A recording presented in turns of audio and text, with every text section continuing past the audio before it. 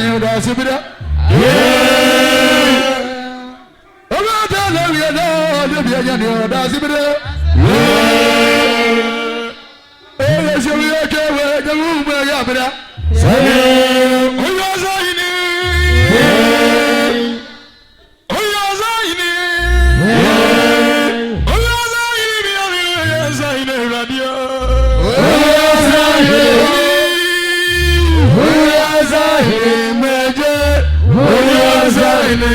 Allahu Akbar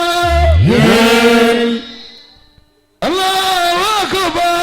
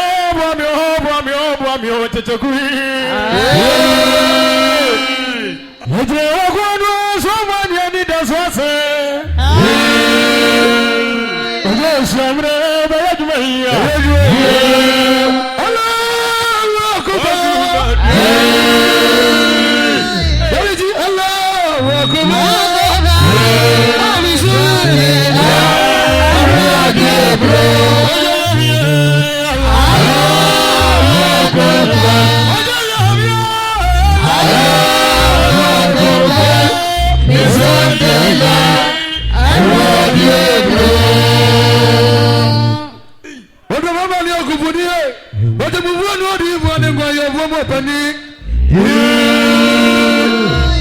Would you remember yes, I would go so damn me bomb and what man go?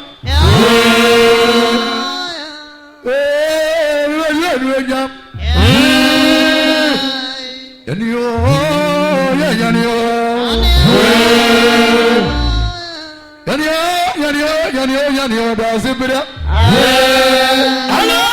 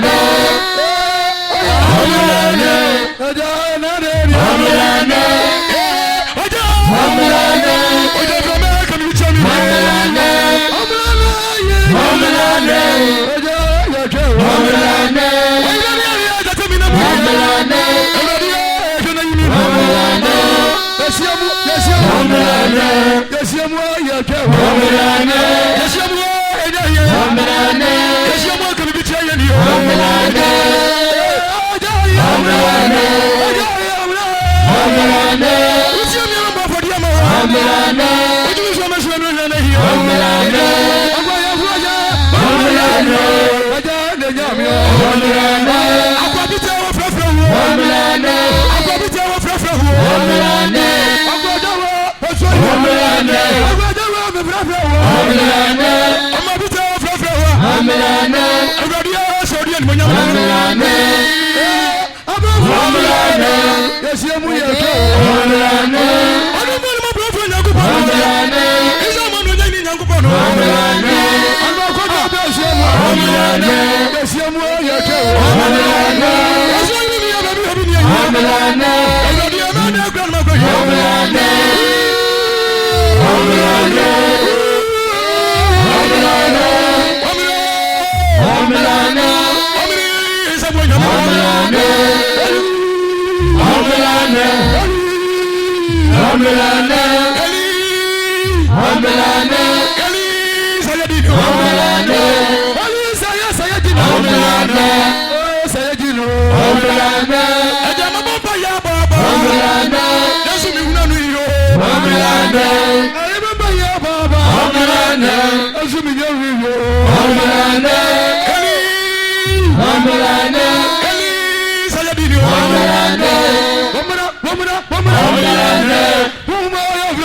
Amelane. Edi asambia be uradi ni amelane. Atatia wamana amelane. Uradi abia wamana. Ezweni amelane. Oja amelane. Oja tawichami amelane. Oja ya tawu amelane. Oja ya tawu amelane. Oja mi ama bro amelane. Oja mi ama bro amelane. Amelane. Tata mi abro spenja mi amelane. Minivya amelane. Minivya enyawiyo amelane. Enyawiyo amelane. Enyawiyo amelane. Enyawiyo abawiyo amelane. Amelane kaijari amelane. Amelane. Enyawiyo amelane.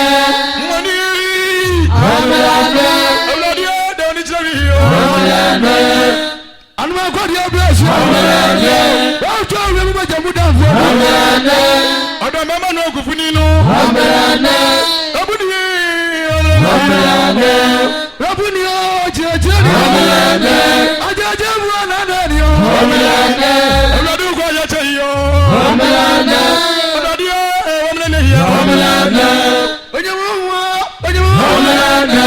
Owa be yo. Amelane. Amelane. Obita wajuma yenyu. Amelane. Wajuma zwaje wajuma. Amelane. Oladio yejewo. Amelane. Yejewo. Amelane. Ojazu wamne ni. Amelane. Amelane. Wamne yo. Amelane. Otubi adiwe. Amelane. Isasiye wamne ni. Amelane.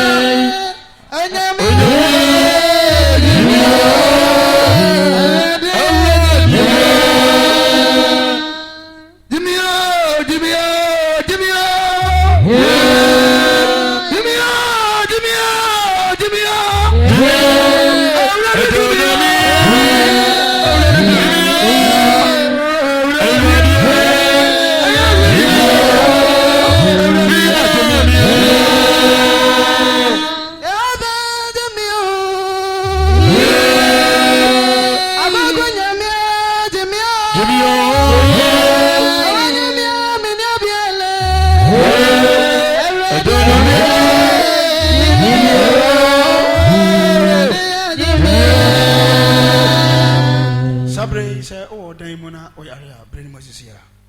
So Yaria, Brain Moses here, or Daroma, Mauna, Bravia, so for Penny, Rama, Jimmy.